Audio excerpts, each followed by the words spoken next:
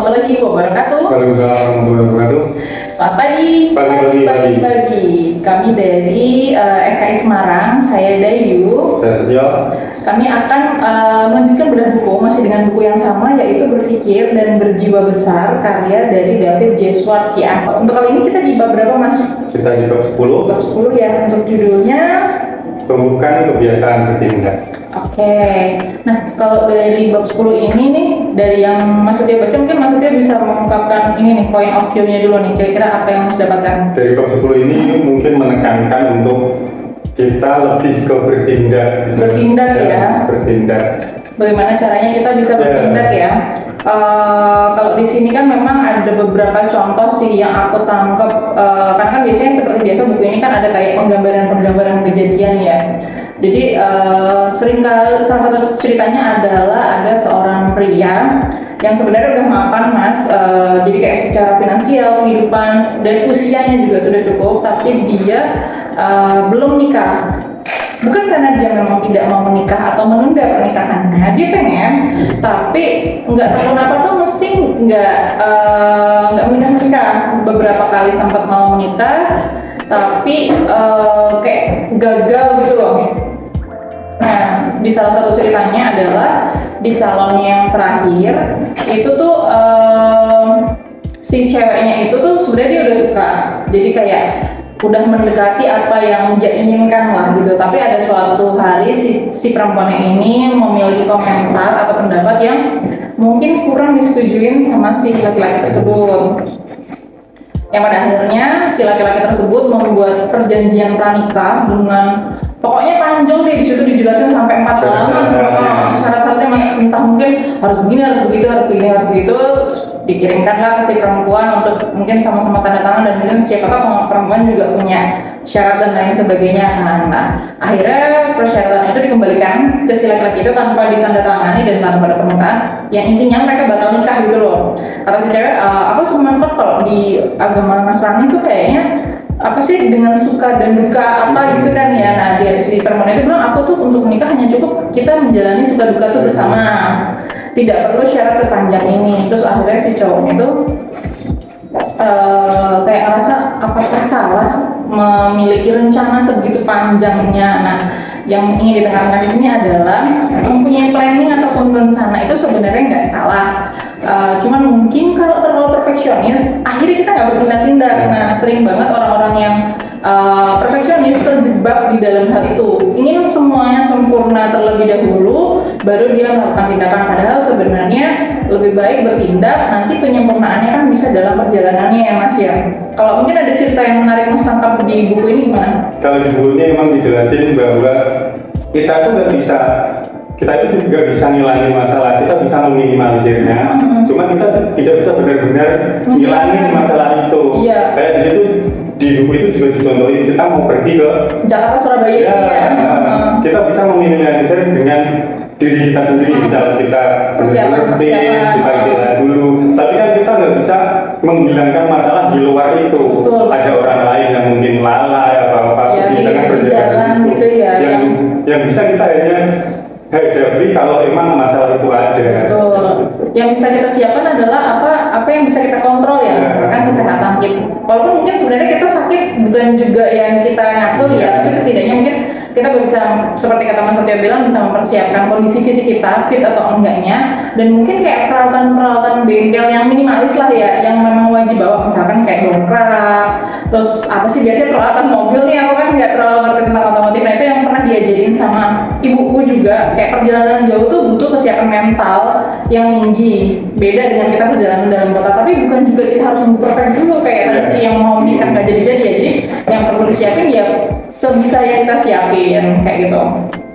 Di buku ini yang pertama itu diajarkan kita ada 2 tipe orang. Yang pertama itu aktivasionis sama pasivasionis. Oke. Bedanya aktivasionis sama pasivasionis itu, yang aktivasionis dia itu memikirkan gagasan, kemudian dia lakukan dengan tindakannya.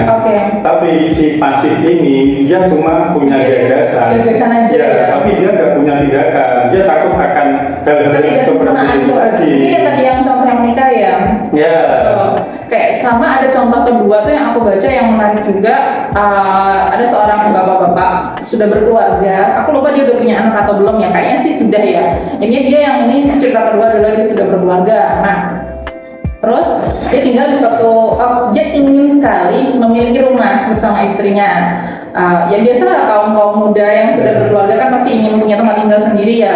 Walaupun saat ini memang mereka tinggalnya tuh nggak bareng dengan orang tuanya, tapi di kayak rumah sewa, kontrakan dan lain sebagainya. Nah dia tuh merasa kayak aku bayar sewa tiap bulan tuh kayaknya sia-sia. Padahal dengan uang sewaku ini aku bisa buat nge-DP rumah ya kan, kayak down payment-nya itu cicilan bulanan. Cuman nanti kalau misalkan aku bayar DP aku nggak bisa nyewa rumah. Maksudnya kayak kan nggak mungkin serta-merta kita pindah kan, padahal sebenarnya tiap bulan kita harus tetap kayak mungkin ya 1 bulan 2 bulan tuh dia harus tetap sewa kayak gitu.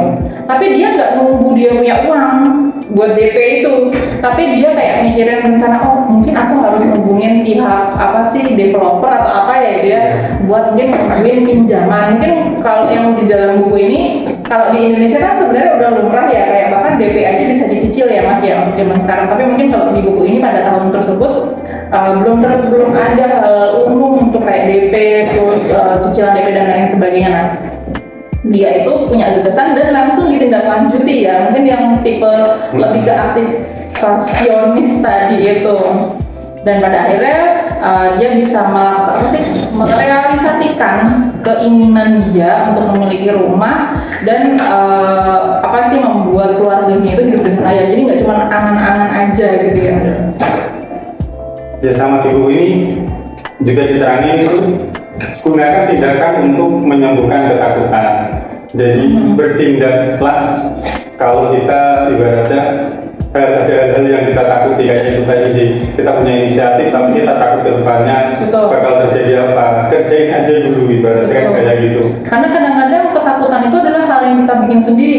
Ternyata pas kita hadapin, oh kayak gini aja tuh, kok aku tuh udah ketakutan setengah mati, kupikir overthinking lah ya, udah begini-begini. Mungkin kalau aku sendiri pernah punya pengalaman ketika ini pengalaman pas skripsi atau tugas akhir TA dulu zaman kuliah. Itu tuh begitu ketakutan sampai akhirnya ditunda-tunda gitu ya, ada aja alasan excuse lah gitu loh, kayak padahal sebenarnya mungkin punya ketakutan, kayak takut nanti gimana bikin ininya denahnya, karena aku tuh nggak pandai menggunakan komputerisasi, aku lebih suka manual karena kan waktu itu kebetulan jurusanku kan arsitek yang masih ada, dan itu harus ada gambar rumah dan gambar bangunan dan lain sebagainya. Ketakutan ketika presentasi nanti gimana, tapi ternyata setelah ibaratnya di ujung tanduk dan akhirnya dilakukan juga, oh gitu aja ya, ketakutan yang kubayangkan selama ini tuh nggak terjadi, dan itu tuh akhirnya kita bisa melaksanakan dan kayak melewati hal itu gitu loh. Sebenarnya kayak itu, kalau kita langsung bertindak sebenarnya tuh kayak nggak ada apa-apanya gitu ya, nggak sebesar kayak momo yang kita bayangkan. Iya benar kayak gitu. Di sini juga kalau ini ada 2 cara lah ya, 2 cara di sini buat menumbuhkan mengembangkan kebiasaan mengambil inisiatif Mas. Ya. Kalau yang dari Mas baca itu mungkin gimana Mas? Ya, jadi 2 alasan untuk mengembangkan kebiasaan untuk mengambil inisiatif itu, yang pertama, jadilah pengambil inisiatif itu sendiri. Aktivasionis itu ya? Ya, jadi aktivasionis itu. misal kita ngeliat sesuatu, kita berinisiatif itu sendiri. Kadang-kadang kita sebenarnya udah punya inisiatif nih, untuk dunia kerja ya, tapi kita tetap salah ya, karena kayak ntar salah nggak ya. Nah itu memang kadang-kadang kebimbangan dari seorang subordinat atau staff, atau bahkan mungkin walaupun dia sudah jenjang lebih tinggi, tapi kan tetap pasti ada atasannya lagi kan. Nah sebenarnya di sini kan di buku ini dibilang, jadilah pengambil inisiatif ketika Anda melihat sesuatu yang Anda percaya harus dilakukan, dan menurutku kayak kita percaya hal ini harus dilakukan dan kita merasa insya Allah hal ini benar, itu sebenarnya nggak apa-apa. Kalaupun misalkan memang ternyata nanti ada kesalahan, kan nanti bisa dikoreksi sama atasannya kan, seperti itu. Kalau atasan yang baik kan bisa kayak membimbing dan mengoreksi gitu. Jadi jangan takut untuk bersifat inisiatif kalau memang kita percaya itu harus dilakukan dan itu benar untuk dilakukan. Terus untuk yang cara kedua apa Mas? Jadilah sukarelawan. Sukarelawan tuh maksudnya gimana? Jadi kita bertindak secara sukarela. Ibaratnya, aku pernah baca, ketika hal baik itu adalah kita mengurangi, melepas sedikit hati kita walaupun itu bukan kewajiban kita. Aku kadang masih suka. Aku kadang masih suka ngerasa gitu sih karena itu kan bukan kewajibanku, aku nggak mau deh ngelakuin. Karena di satu sisi ada kayak perasaan nanti kalau aku lakuin, bukannya kita hitung-hitungan tapi takutnya nanti jadi kebiasaan, dalam artian orang yang harusnya melakukan jadi tidak melakukan. Tapi mungkin itu bisa diimbangin dengan ya udahlah kita sukarela aja melakukan itu demi kebaikan bersama ya Mas ya kayak gitu. Sebenarnya ada sebuah cerita kayak orang di bus, dia duduk terus ada lihat orang berdiri, dia kayak orang, iya kayak ibu-ibu gitulah ya. Kemudian dia berdiri, padahal itu kan bukan kewajiban dia. Iya, itu sudah menjadi hak dia kan ibaratnya. Iya. Kayak gitu sih ibarat. Pengambil inisiatif. Karena kalau di sini juga digambarkan di sebuah cerita ada sebuah perumahan itu sebenarnya perumahan yang menjanjikan, tapi tiap orang beli di situ ujung-ujungnya dijual lagi karena lingkungannya tuh katanya kurang bagus gitu ya. Nah, orang-orang yang tadinya inisiatif, anggapannya aktivasionis yang pindah ke perumahan tersebut pun akhirnya jadi pesimis dan menjual rumah yang dia sudah beli. Karena di dalam perumahan itu mungkin ada bukan satu orang ya, ada beberapa orang ignoran lah kalau aku bilangnya ya. Kalau istilahku sendiri, orang ignoran itu orang yang nggak pedulian gitu loh. Jadi orang yang nggak peduli, yang nggak menjaga lingkungannya, yang akhirnya mempengaruhi. Ibaratnya nih ada positif ketemu negatifnya terlalu besar, negatifnya mempengaruhi si positif sampai akhirnya si positif itu juga jadi negatif gitu kan. Tapi ada satu orang yang tetap berpegang teguh, dia nggak mau ikut-ikutan jadi orang yang nggak peduli, dan dia itu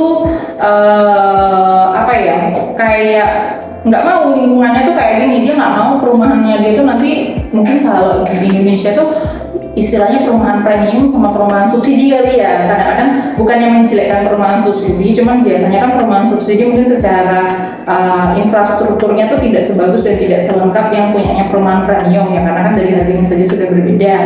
Nah, dia nggak mau perumahan dia tuh jadi kelas yang seperti itu. Akhirnya dia tuh kayak memiliki inisiatif tadi itu buat pelan-pelan membangun dan lain sebagainya, sehingga orang lain tuh juga akhirnya mendapatkan pengaruh yang positif tadi itu juga.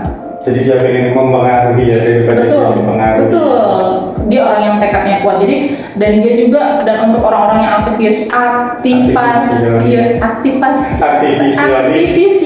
itu tidak boleh takut untuk dicela orang. Dicela itu dalam artian gimana? Ketika kita mengambil sebuah inisiatif, kadang-kadang kan rata-rata orang yang memiliki inisiatif tinggi itu adalah orang yang minoritas, ya kan? Minoritas itu dalam artian ketika sekelilingnya itu yang tadi aku bilang ignoran dan dia menjadi orang yang inisiatif, orang-orang pasti akan kayak, halah ngapain sih kamu kayak gitu. Misalkan nih contoh kayak tadi lah si bapak yang mau mengembangkan infrastruktur, pasti kan tetangga-tetangganya tuh pada ngomong, kamu tuh lo ngapain sih repot-repot kayak gitu, kayak gak ada kerjaan, sok rajin deh kamu kayak gitu. Nah, nggak apa-apa, jangan takut, itu kayak diabaikan aja, jadikan itu sebagai penyemangat ya Mas ya.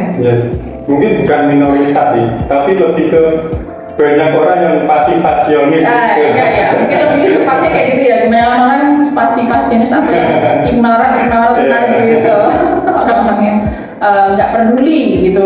Terus mungkin kalau yang bisa Mas ambil kesimpulan dari sini apa nih? Sebelum terakhir. Ya itu sih, kita harus mengutamakan untuk bertindak. Gagasan kita tidak akan jadi apa-apa kalau kita tidak bertindak. Betul, ibaratnya kayak mimpi kita nggak akan jadi kenyataan kalau kita tidak mengambil sebuah tindakan untuk merealisasikan gagasan atau mimpi kita ya. Sangat bagus sekali untuk bab 10 ini, jadi memicu kita atau melatih kita menjadi seorang yang lebih inisiatif. Nggak apa-apa, jangan berkecil hati kalau saat ini mungkin kita masih menjadi orang yang pasif ataupun orang yang ignoran. Itu bisa dilatih kalau memang kita memiliki niat. Nah itu tadi, niat, tapi nggak cuma sekedar niat, dilakukan kayak gitu. Baik, kita akhiri dulu untuk bedah buku kita hari ini. Nanti jumpa lagi selanjutnya untuk di bab selanjutnya di bab 11. Saya Dayu. Saya Setio. Assalamualaikum warahmatullahi wabarakatuh. Warahmatullahi wabarakatuh. Semangat pagi. Pagi. Pagi.